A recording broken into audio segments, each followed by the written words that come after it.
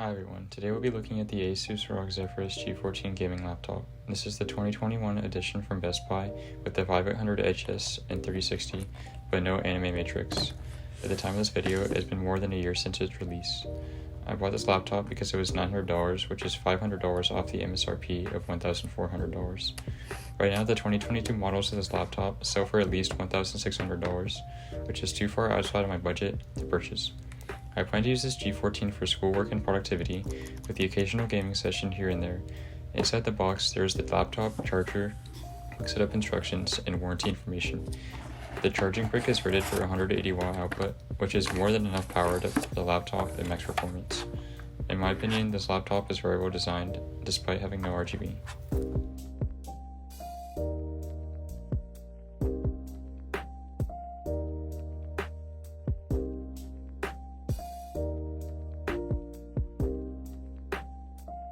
Let's jump into some of the technical specs of the laptop. This model of the G14 has the Ryzen 7 5800HS processor, 16GB of RAM, the NVIDIA RTX 3060 Max-Q, and 512GB of M.2 NVMe SSD storage. These specs are amazing for almost any use case, and given the fact that it fits into a smaller package, it provides a great buy for both commuters and students. The display is a 14-inch 1080p display with a 144Hz refresh rate. The display also has a max brightness of 300 nits and a 72% color gamut. The chassis of the laptop is made from aluminum and plastic, which is coated with a trademark Moonlight white finish from Asus. To top off the great specs and display, the 76 watt-hour lithium-ion battery can last you all day without a charge. Stick around to the end of the video to find out how to maximize battery life efficiency and other performance tweaks. I'm just going to go over some quick specs of the CPU. To reiterate, it's the AMD Ryzen 7 5800HS. It's an APU, so it has integrated graphics. It's part of the Zen 3 architecture. It has a default TDP of 35 watts, 8 cores and 16 threads, a 2.8 GHz base clock, and a max boost clock up to 4.4 GHz. It also launched January 12, 2021, and it has a max operating temperature of 105 degrees Celsius. For the GPU specifications, it's the NVIDIA GeForce RTX 3060 Max-Q Edition. It runs on Ampere architecture, supports DirectX 12 Ultimate, has a default TDP of 60 watts, but it can boost up to 80 watts, has a base clock of 817 MHz, and a max boost clock up to 1.2 GHz. It has 6 GB of GDDR6 VRAM at 1500 MHz, and it launched on January 12th, 2021, the same date as the 5800HS CPU. I figured I'd still put these drive specs in, even though not everyone would need this, but this laptop has the Intel 670p 512GB M.2 NVMe SSD. It's PCIe 3.0, it has 4 PCIe lanes, and it has QoC NAND. The rated max speed for sequential is 3000 megabytes per second for read and 1600 megabytes per second write. The tested max speeds that I got for sequential were 3050 megabytes per second for the read and 2260 megabytes per second for write. Now for a quick benchmark, I'm going to run a game of Fortnite and see how much FPS we get on max settings. Be aware, this is on the turbo mode, so the fans will be at max speed as well, which may be loud.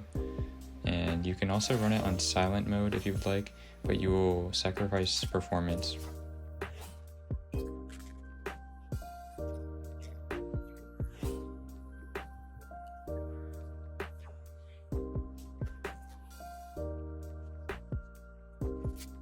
So it looks like we're getting about 45 FPS to 60 FPS on max settings while running in turbo mode. So now we're going to try a benchmark in Shadow of the Tomb Raider, and I'm going to let this run for a couple minutes in turbo mode as well. So in Shadow of the Tomb Raider, I use these custom settings shown on the left. One pass with RTX off, and then one pass with RTX on. So without RTX, we got about 87 FPS on average. There's more in-depth graphs and stats there, but I won't bother explaining that either. So for the RTX, we have 65 FPS on average, which is a little lower than what it was without ray tracing, But if you want your game to look a little better and you can still have VSync to 60 FPS, I think that's not bad. Now on to some final thoughts about this laptop. I think it's great.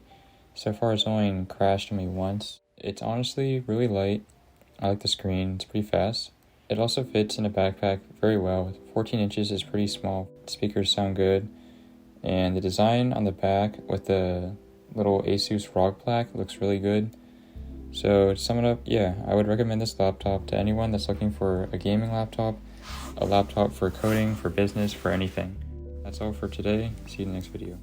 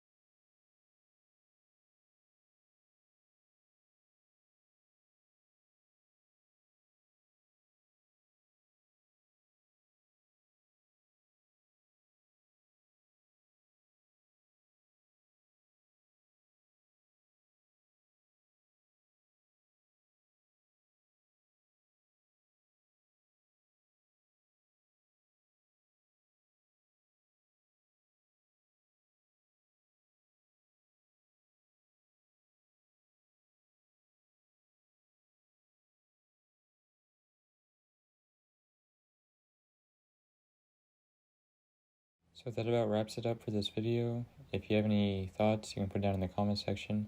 I would appreciate a like and subscribe, and have a good one.